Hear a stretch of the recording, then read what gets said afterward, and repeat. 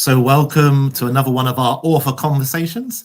It's really good that you're able to join us for this. And joining me are Ed Olsworth-Peter and Leslie Newton. Let me introduce myself and then I'll introduce our guests today. Well, I'll let them introduce themselves. So my name's Simon Goddard. I lead on resourcing at Fresh Expressions here in the UK. I'm a local practitioner involved in some nature-based fresh expressions of church. I'm a Baptist minister and work 2 or 3 days a week with Fresh Expressions.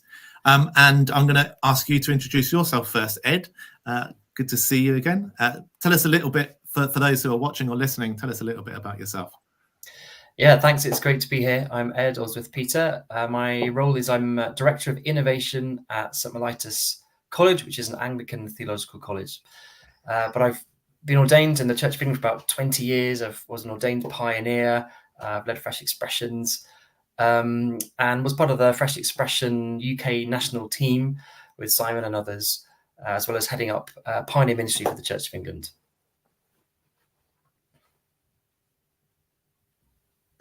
Looks like Simon's frozen. Whilst Simon is just frozen and hopefully defrosting, I'm Leslie Newton.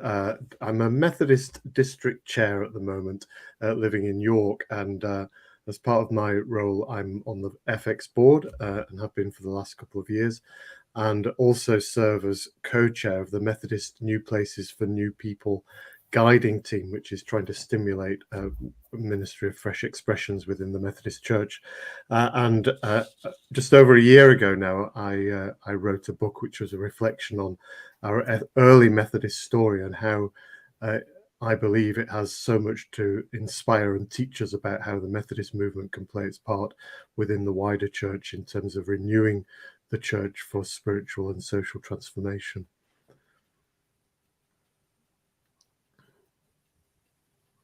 And Simon is still struggling, I think.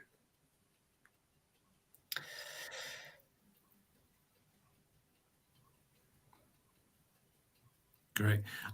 Thank you for introducing yourselves. And this was, we're specifically talking about the Mixed Ecology book that you've written, Ed, and based on Leslie's book and his experience in the Methodist Church. We thought it'd be a really good conversation about mixed ecology, or I think you use the language, Leslie, in your book of blended ecology of church. So it'd be really good to start our conversation there. And it'd be good just in terms of those perhaps joining us who don't know what we're talking about with the mixed ecology. If you could tell us a little bit. Oh, I think I'm back. Sorry, technical problems here. So if you could tell us a little bit about what you mean by mixed ecology, but also tell us a little bit about the process of writing the book, because I think you took quite an interesting approach to this. Yeah, so within the Church of England, we use the language now of mixed ecology, but that's been on a whole journey over the last sort of 10, 15 years of mixed economy, then the blended church we talked about a little bit, and then we've sort of landed on mixed ecology, I think because of the nice sort of natural analogies that are quite helpful within the pioneer world as well. And really, it kind of uses the idea of ecosystem, so seeing different types of churches, different ways of being church as an ecosystem. So rather than sort of just being side by side, they're interconnected in some way, whether they're aware of that or not. And I wrote the book out of probably sort of 10 years of teaching and thinking about the mixed ecology and different roles that I've had. And along the way, had some really interesting conversations with people, some who are theologians, some practitioners, some had sort of oversight roles. So in writing the book, I had something I wanted to say, but I also wanted to bring in the little nuggets that I've heard from other people to kind of get their views to sort of make it a slightly broader conversation as a book. Great. I was surprised when I got the copy of it recently. I think I'd forgotten. I think this process of writing the book, it takes a little while, doesn't it, to write a book? And I've forgotten that I was involved in it. I was surprised to see my name when I was flicking through the pages. I think I was involved in one of those conversations. So it's good to do that. So let me start the conversation, because I think you've got a really helpful framework in the book based around, I think it's 5 chapters. And so the first question you ask is why a mixed ecology, and so yeah, that might be a really good place to start. But why should the church adopt a mixed ecology approach to the way it does mission and ministry? There's two ways you can look at that question. So there's the mixed ecology as recognizing the different expressions of church that are around, and there's why mixed ecology for some people who feel they want to grow their own local mixed ecology. So they have an inherited or time-honored expression of church, something that's already there, and they're also wanting to start a fresh expression of church or church plant. So you can hold those two things, but I think generally I found myself writing, well, the why is because it already exists. It's already there. So in a way, we're catching up with what's been growing. And I know if you think about the fresh expressions movement in the UK, certainly sort of 5 years ago, we used to say that 75% of fresh expressions were birthed out of an existing church of some kind, normally where lay people had seen a need to do something new alongside the existing church, but creating something that was church in its own right. And that is an example of a mixed ecology. So I think it's already there. It's the first thing I'd say. I think the other why is important is because actually there's so much that could be done, and more that could be done if we work together a little bit more and break down some of the barriers. It doesn't mean we all have to be the same. I think the difference is vital to this ecosystem. But actually, if we just work in our own little echo chambers, we may well have something that is easy for us to give to someone else that could be the making of their expression of church in any direction. And I know Mike Moyner, who I chatted to a lot as well in writing this book, often talked about a mixed ecology mobilizing people. It can inspire each other, but also gives people agency. And I think lastly, it helps people to see their own identity. Some people aren't just a bit part in the work of the church, or they're not the sort of mavericks to the edge, or the seemingly mainstream that isn't exciting in the middle, which is not the case at all. Everyone's got their part to play. We need everyone to do everything in that sense. Yeah, that's great. And one of the bits of language that come out in the book, which I've heard you using it in the past, and I tend to use it now, partly because it offers this positive expression of what is already there. So I know I've used the word inherited church sometimes, and people have heard that in a negative way, but you use the phrase time-honored ways of being church, which I think is really positive and encouraging. And also interestingly, in that question of why mixed ecology, you talk about this framework sort of with two axes. Do you mind just telling us a little bit about that? Yeah, so there's a very quick story within that. So in the Diocese of Ely, when I was working there, I don't know how many years, like maybe 10 years ago, we were developing a sort of scale of, in that language, inherited and pioneering, just noticing the churches that were going on. And then the Pioneer Spectrum was published, CMS, Tina Hodgett and Paul Bradbury. And at the time we were like, oh no, they beat us to it. They were on similar thoughts. It was much better than what we were developing. So it's fantastic they did that. And that's gone around the world. But as I used it a lot in working with local churches, particularly, who weren't necessarily planting or pioneering, they'd often say, well, where are we on this spectrum? We love what it's saying, but we don't, well, we're not pioneering something, we're not planting. So if you take the Pioneer Spectrum as a sort of horizontal axis of maybe something attractional at one end and something contextual at the other, in the book I'm suggesting a vertical axis that crosses it, where you've got, I call legacy and founding. So the top of the axis, the highest point, would be legacy. So something already exists, something rich is already there. And founding at the bottom, where nothing exists yet, it's yet to be formed. And if you put the two axes together, I think you can plot pretty much any expression of church in that world. And the last thing I'd say is that there's no sort of hard edge around the axis. I think it can stretch as far as it wants to, because as things develop and grow, they're going to change over time. Yeah, that's great. I mean, in all of this, I want to encourage people to go out and buy the book, because we can only sort of do a little bit of justice to these themes that come out in the book, in our conversation. And so I'll freshexpressions.org.uk/shop, you can access the book there.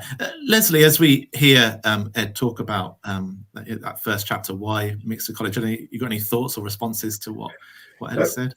Well, we're singing from the same hymn sheet, I think. Absolutely. I think my observation from our Methodist perspective is that is to recognize that the emerging or the not yet created needs its own space and needs plenty of space sometimes. And one of the things that we find is sometimes quite difficult terrain is enabling the time-honored not to be sucking all the energy and the finance and the resources and the expectations, and giving enough space for something that's going to look very different, to have the space to just gently be nurtured and grow. So our ideal is this mixed ecology, this blended ecology, where the time-honored, the inherited is gaining insight and energy and renewed passion from what's being formed, that's new, that's fresh. But the new is gaining insight from the ancient and not becoming untethered. So it's completely rooted, within our one holy Catholic Apostolic Church, all of that, but recognizing that they do need space, that they are different forms of enterprise in a sense. And that's something that we've been playing with quite a bit, and that I try and talk about in the book, that we want that mixture, we want the blending, but they do need their space as well. So it seems to me it's quite an art form to try and live in that ecosystem and enable those habitats to grow and develop healthily. Yeah, that leads us very nicely into the second chapter, Ed, which is about integrating a mixed ecology. And so if the first chapter is a why question, why mixed ecology, this is perhaps much more of a how question. And again, you give some helpful thoughts here. You use 3 R's to talk about what is useful to see, and then you have, I think it's a journey through some garden metaphors. So I don't know if you can take my cryptic question and build on that a bit. Yeah, I really sort of live in metaphors. Like, my whole life is a bit of a metaphor, I think. So the start point is to share a metaphor to help to explain that. So I think you can see mixed ecology or blended ecology as just a collection of things that are sitting alongside each other, maybe like a fruit stall or a greengrocers or whatever, or supermarket section, where they're all in different boxes. Or you can see how actually you can identify their shape and their identity, but they're doing something together, like a fruit salad. So in a fruit salad, the flavors are richer together, but you can still see and taste the individual apple, orange, whatever. And a helpful analogy about fruit salad is when I was teaching online in the pandemic, I would teach on mixed ecology with our students. And we actually realized we could make fruit salads in the lecture because we were all at home, which you can't do in a lecture hall. And what was fascinating was every fruit salad was different. People cut the fruit differently. They chose different flavors. Some don't work as well as others. So the integrated mixed ecology will look different everywhere. It's a sort of ecosystem of ecosystems in that sense. But the idea is that actually maybe there are connector points between. So these 3 R's are, firstly, recognize or recognition. This founding block is about being really aware of what else is around you in the sort of ecclesial and missional space. It's very easy to get stuck in our denominations or, in our local networks. And, there's something in that, isn't there? But actually, there's a whole load of something else going on that's probably at our fingertips. And even if it's really different to what we would do and we don't agree with the way it's done, it's still recognizing that, okay, that is, for someone else, that is their expression of church. There may well be some boundaries of what doesn't make something church, but generally we fit in those boundaries. And then the second R is resourcing. So again, the integrated ecosystem will only work if we have a sort of sharing economy, or not a barter system, but a sort of more open market. Really simple example. I know people used to run a Fresh Expression that was a market stall of Fresh Expression. And I can't remember exactly how it works, but they had a stall at the weekly market, and it was their way of connecting with the community and doing stuff. But they needed tables and chairs to do this. And the local inherited time-honored church had a stack of tables they didn't use on a Saturday morning. And so they lent them. Super, super simple analogy. And it's more complex in reality, but how do we just share what we have a bit more? And then the third is about resourcing. Sorry, it's about resilience, which is a key block. It's really hard to do this stuff. And it's a huge journey for everyone to go on to do it, I think. And so we need to build in levels of resilience What happens when we hit a crisis, knowing our sort of weaknesses, our Achilles heels, so we can overcome those, and actually then it cuts down all the sort of negative stuff that can probably spin quite easily. So that was one thing. And then, I created something called the Mixed Ecology Journey, which I suppose inspired by the Fresh Expressions journey in some ways, but offering a different way and an approach that you can work your way through to begin to grow this sense of integration. So really, really quickly, it starts with noticing, where you're just doing some unbiased noticing what's around. It then moves to giving, to think about what could you possibly give away. I'm going to refer to my diagram in my book for this because I always forget them. Gathering. And I found myself writing about tents, sort of really informal spaces that we can meet. So not just going to the big church down the road because they've got the biggest space, but maybe it's a cafe or a green or a community hall, just to get to know each other. Connecting are the connector points that we can actually help each other. So if someone turns up to one expression of church and actually turns out it's not for them, how good are we at saying, you know what, actually maybe try this other type of church down the road? That's quite painful and hard to do, particularly in the narrative of scarcity. Then collaborating, if we can move to that space, doing things together. And then the ultimate is co-creating. Is there a way of different church leaders from different approaches actually creating something together, but that brings their difference? That could be that fruit salad.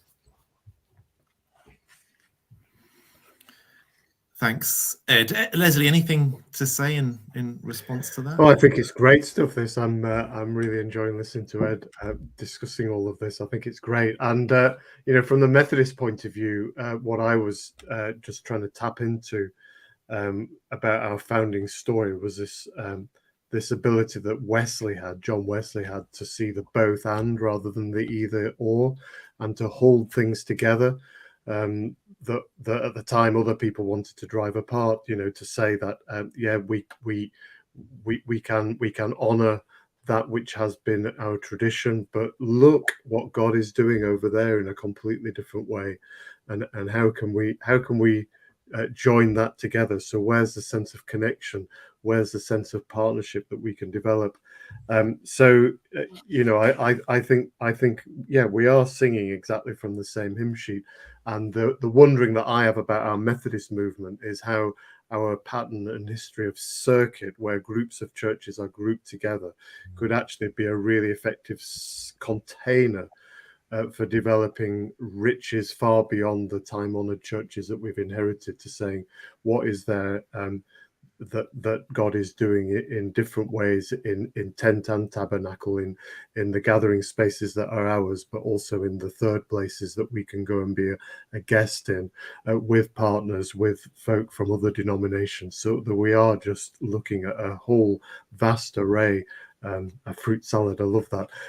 But where can we find the places where God is doing something and celebrate that and bring that in to the ecology that's developing here? So it's good stuff. Great. Just want to encourage and remind those who are watching or listening to this, whether you're watching a recording or whether you're watching this live, do feel free to comment on the video. If you're watching it live, we'll be able to perhaps respond to those. But if you're even watching a recording, do feel free to comment wherever you're finding this content. The third chapter, Ed, is about inhabiting a mixed ecology, and what does it mean to dwell? Or I think you use a phrase, what does it mean to have a posture of inhabitation in the context where we are? Perhaps you want to unpack that for us a bit. I know you draw on some other writing that people have done about space and place, and I think that's a really helpful thing about what does it mean to dwell in the places where we find ourselves. Yeah, I think the idea of rootedness as well was sort of key in this thinking. And I think I was going along the lines of, if we're going to do this hard work of sharing and living alongside each other in different ways, and that difficult gifting that can be there sometimes, and accepting, we kind of, to understand the other people, we need to understand ourselves. And if the whole of the ecosystem can understand itself and kind of find its rootedness or its inhabiting, actually it makes for a much more authentic journey and conversation and partnership. So I was always really inspired by George Ling's book, The 7 Sacred Spaces, which I think he published about 4 years ago, perhaps.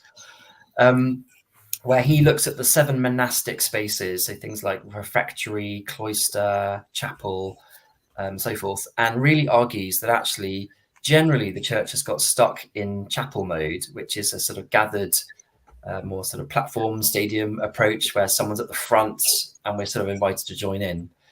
And then reflects on, more pioneering, fresh expressions approaches, which are much more in the sort of refectory space around food, conversation, or the cloister, the bit in a monastery, which was the connector space. So think of cathedrals that have cloisters.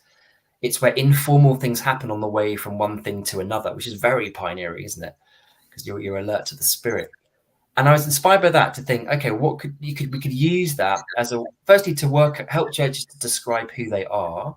So by using that work, and maybe challenging the ecosystem for those in the ecosystem to think, well, perhaps I need to be more than chapel. And for those who are really, say, in refectory, maybe I need to not just do that. There's other richness to draw on.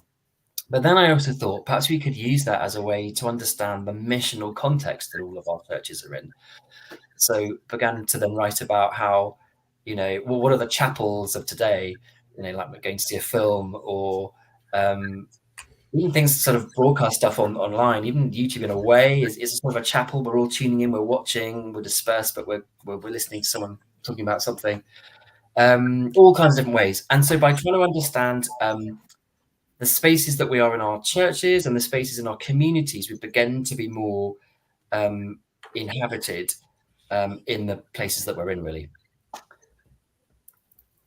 Great. And Leslie, when Ed talks about that in the book, and having read your book, you talk a little bit about the streams of Methodist tradition of holiness, of grace and gospel, and there were some resonances there for me, sort of comparing those two things. I wonder what your thoughts are. Yeah, absolutely. I think I was trying to do my own observations around how we as Methodists have become very chapel centric, and the Sunday morning at 10:30 all gathered together has become the main and dominant mode, when actually my reflection on John Wesley and the founding story of us as a movement was actually the extraordinary way in which John Wesley was able to make grace the central feature of what was going on. So as I talk about in the book, he created different spaces for grace effectively. So he was out in the field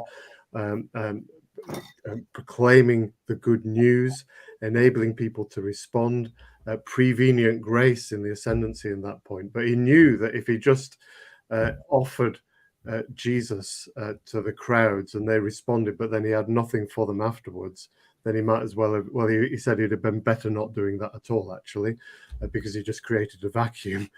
So what he very quickly recognized was that he needed to create other spaces for grace. So the band, the small group of people, the class, and then the society meeting where people could grow in grace. And grace was the real hallmark, I think, of that rise of the movement, that people were open to grace and they were responsible in seeking to grow in grace. So the thing that I try and talk about in the book is about creating spaces for grace. And they can be of all sorts of different ways, as long as our focus is on how can we be opening ourselves to what God is wanting to do in our lives, in our community, together as we grow in grace, grow in holiness. And so, yeah, there's loads of crossovers, I think, into all of that stuff that Ed's talking about there. And for me, within the Methodist movement, just that refocusing on saying that there's a whole range of ways in which we can grow as God's people, and we can be missional as God's people. If we're open to God's grace and see that as the resource that we need above all else. I sometimes say within our Methodist world, we're so anxious about running out of money, running out of time, running out of resources, running out of people. We're so anxious. We are an anxious church. The one thing we'll never run out of is God's grace. God's grace is always going to be available to us. And if we can just focus on being open to God's grace and seeing what God's grace is doing amongst us in spaces of grace, then all things become possible for us, and all things become possible for our mission, I think. Yeah. And the diversity in the way that grace is ministered or expressed in all those different places that we're inhabiting, that Ed was talking about, is really, really interesting there. The next chapter, Ed, you talk about leading a mixed ecology. and particularly, and you know, sometimes it's where the rubber hits the road. Okay, it's all good talking about this and having these wonderful metaphors, but how do you implement this? And you talk a little bit about the different roles for those who are leading, those who are leading in a way that they are pioneering, but also those that have a role, a different type of leadership role, which is sort of an oversight role. And do you want to sort of expand a bit about that and sort of leadership in general in the mixed ecology? So I think perhaps it's good to zone in on what we might call the mixed ecology minister now, which I think is a phrase I might have coined actually in an article in the Church Times, but I'm running with it. In the sense that there might be people who are called to do different things at the same time. So someone leading a traditional or a time-honored expression of church, and they're running a cafe church or a messy church. They're doing BCP, 8 o'clock communion in the morning. They're running some kind of drop-in thing in the afternoon. And so it might be, you're a practitioner within the mixed ecology. So you're wanting to lead out of both the spaces, and you're really interested in the connection between the two. And I think I'm a mixed ecology minister. I love sort of cathedral worship and beautiful choral music, but I also love thinking of amazing kind of crazy off the wall digital things, or, you know, experimenting or whatever. So there's something about that, you know, is that there are people around, and for years and years, people have been doing that. It's not a new thing, but again, naming it might give people more agency and permission to do that. But I think there are others who, you know, perhaps they're the leaders of the existing churches in parishes, in dioceses, in circuits, you know, wherever you'll find them, who are not necessarily called to step into the planting or pioneering role, but they're brilliant at the time-honored space, and they need to keep doing that. But actually, they're the permission givers who can release the people, again, often lay people in their churches or areas, who then need to go and be a pioneer, be a planter, start a fresh expression. So there's two things. There's the people who kind of hold it together all at the same time. And then there's the overseers who give permission.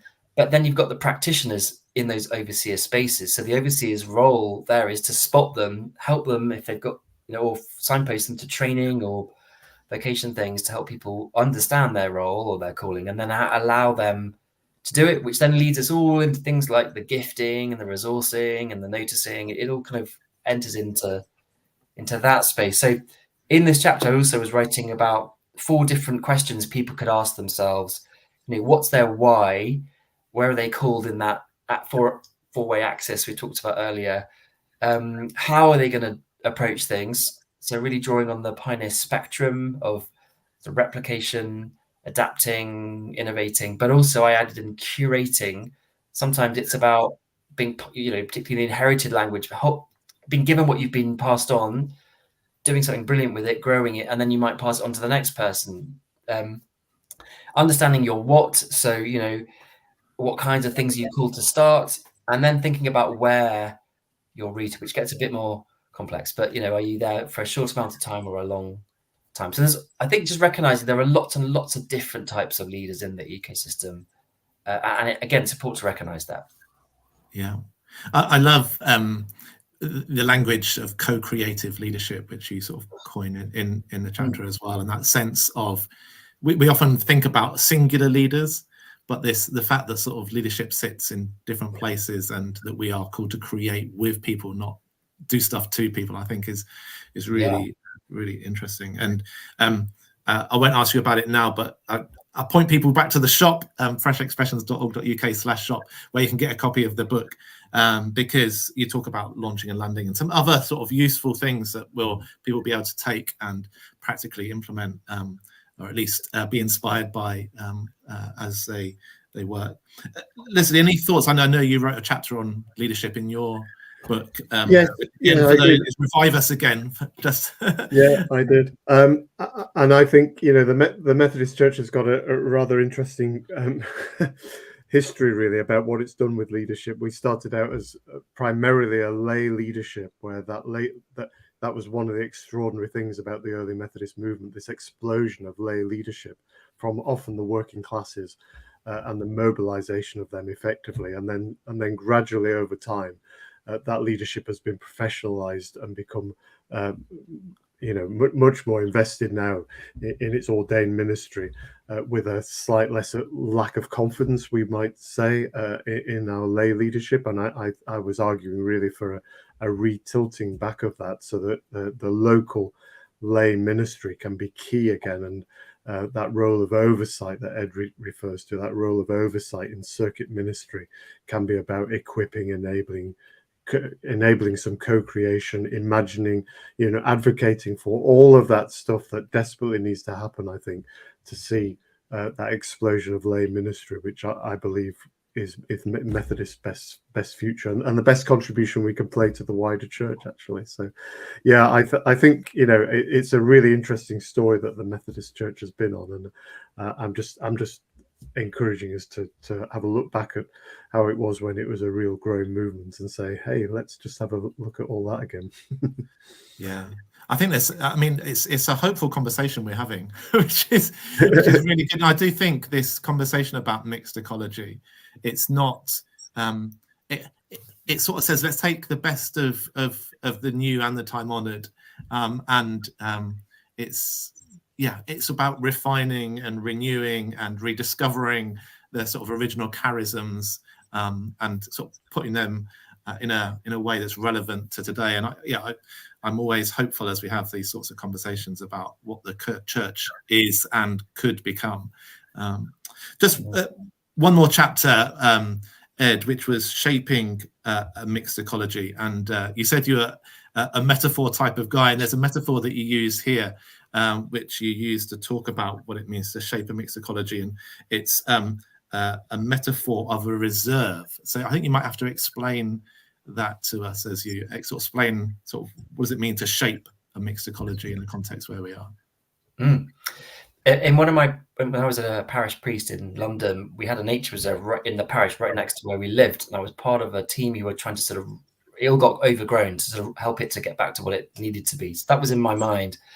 So yeah, using the analogy of a nature reserve, it was trying to think about not so much how do we grow the expressions of churches, but how do we grow the idea in reality of the mixed ecologies. It's a slightly different spin. So really, there are 5 things. So you need seeds, you need new things to grow. So those are the visionaries. You need the people who often are at the edges of life, aren't they? Who've got the ideas that perhaps people don't listen to very much, but they're the prophetic, the sentinels. They need to be there. That someone needs to spark the idea. But that in itself is just, nothing's going to happen if that's all that is there. So then you need something to create the boundary around the reserve, don't you, in a nature reserve, that marks it out as something special. You can't build on it. You can't put paths through the middle of it. You can't play football. And similarly, we need to protect these spaces so that others don't trample through them and just sort of destroy what's emerging. So the next thing you need are supporters. They're not necessarily doing the work, but they're there to sort of hold the line, provide money, permission, that kind of stuff. Then you need the pollinators, the kind of bees, as things start to grow. These are talk about advocates. So they might be similar to visionaries, but they've caught the vision and they're excited and they're just spreading it everywhere. They're the people who like to chat. They pass it on, and it begins to filter through the community. Then I think you might, in this analogy, you might need a beehive, the place of resourcing. So you might need facilitators. So people who are perhaps coaches, who are really good at helping people think through, okay, we've got this great idea. We've all got on board, some of us anyway. How are we going to make this happen? What do we need to do? What are the next steps? They're pretty key. It's quite practical. And then lastly, fifthly, you've got the practitioners, the people who are actually leading churches, starting churches, but they're living out, they're embodying, inhabiting the mixed ecology, maybe as an overseer, practitioner, mixed ecology minister, or whatever. And so, I mean, it's all quite theoretical because no one's really done it. So it's a bit pie in the sky, but it'd be great. The next level is people to test it and do it and then do some research. But the combination of those things, I think, help it to grow. It just won't happen on its own. It's too big a journey just to suddenly happen. So I think these 5 things might help it to do that. Yeah, that's great. I love the energy in that image of the nature reserve. I was in a conference recently and they got in a museum curator, and was sort of, what can we, when you bring 2 people from completely different context to see what we can learn. It was like, what can we learn in the pioneering church context from people who curate museums? And there's an interesting question about what is it that we want to hold on to remember from the past, and that what's most important. How do we prioritize what we've got in order to make those prominent? So there were some really positive connections, but the idea of a museum and church sort of fills me with dread in terms of, well, we don't want a museum, but what we do want is to preserve something, but to preserve something that continues to enable and to be a space that gives life and energy and creativity. And so that imagery of the nature reserve, I think, is a really positive one and helpful one to think about in terms of church. Leslie, how do you respond to that? And are there any things?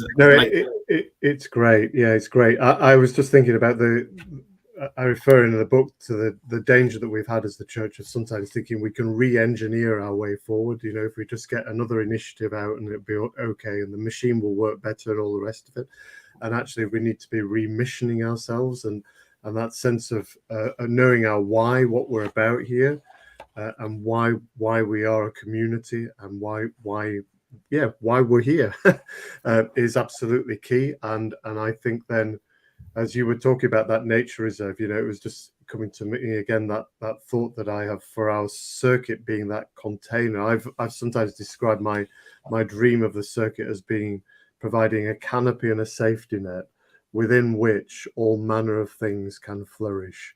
And you've described it so eloquently in terms of what might be helpful to have within that canopy and the safety net. But I think we're aspiring and dreaming of the same sort of thing, this creative space where all sorts of things are emerging and feeding into each other and being encouraged and it just, to me, it's just such a wonderful image of what could be.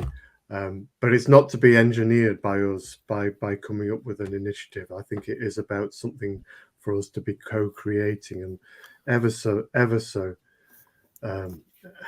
sensitive to what God's Spirit is seeming to do in our midst and being prompted by that.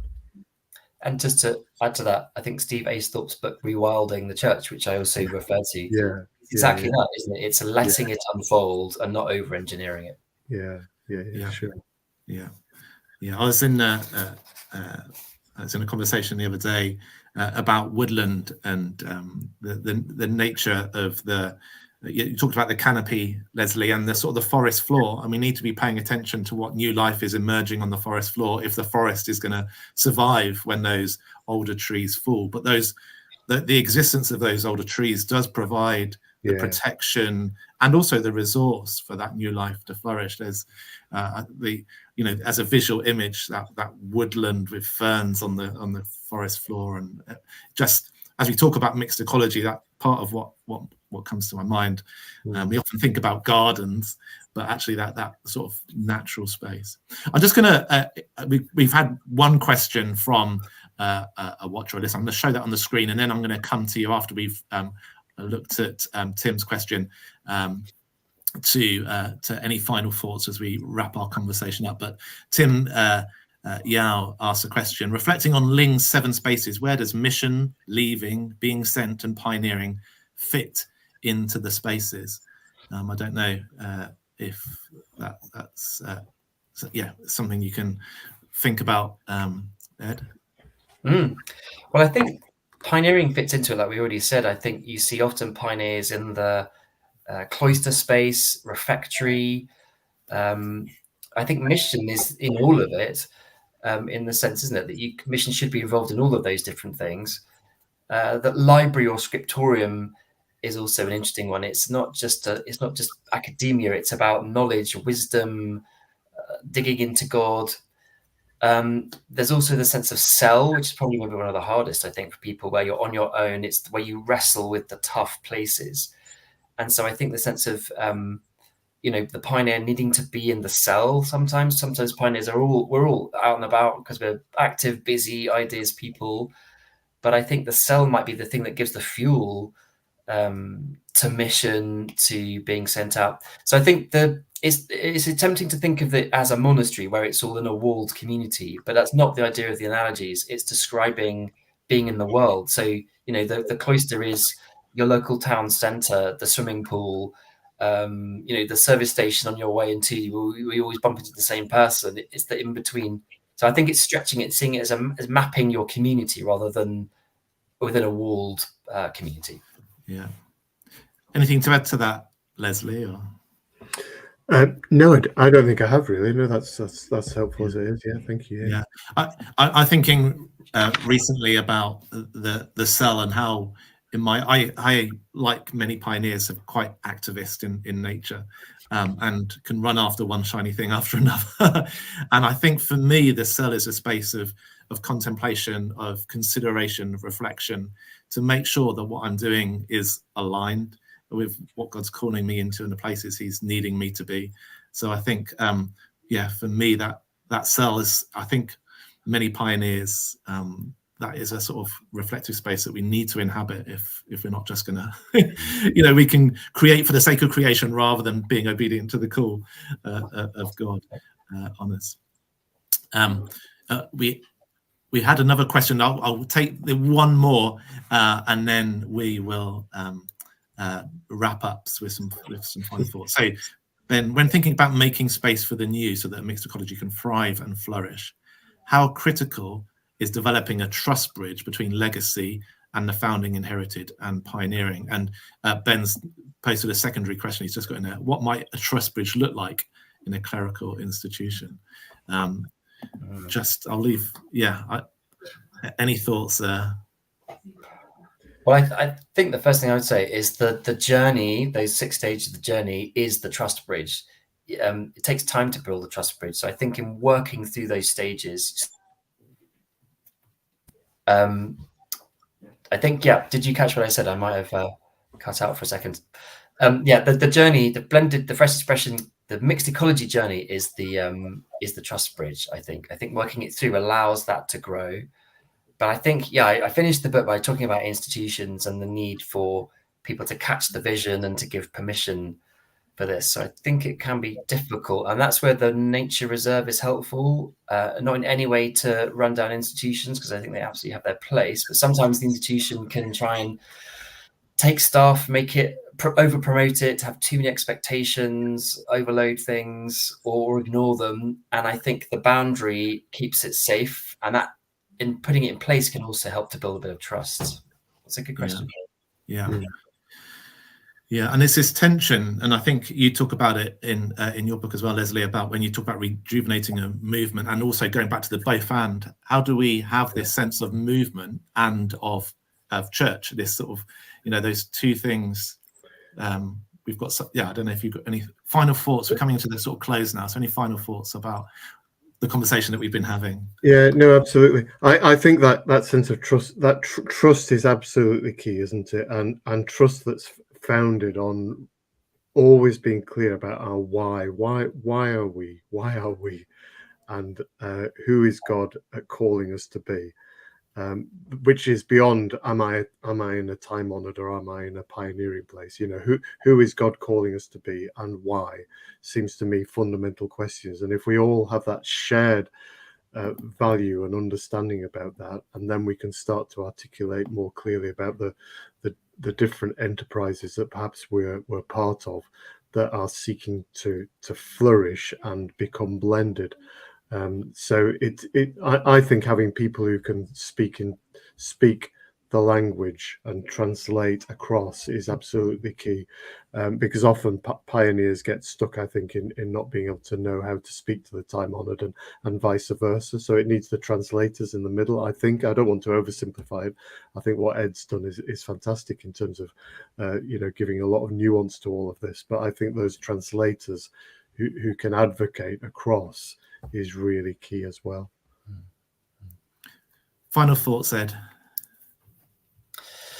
Final thoughts. I think, like I said before, I think when I was writing this, I felt it was quite aspirational, and there weren't that many examples. I mean, there are a few, but there was a limited number of examples of this in action. So I guess my final thought is it's not about this book, but about, it'd be wonderful if people, using the work of Leslie and others and me as well, could catch the vision and start to see where the connections are between and celebrate the difference, which can be hard. But that could change our narrative of scarcity into a narrative of abundance, which is a much more shaped narrative and is a trusting narrative, isn't it? Absolutely.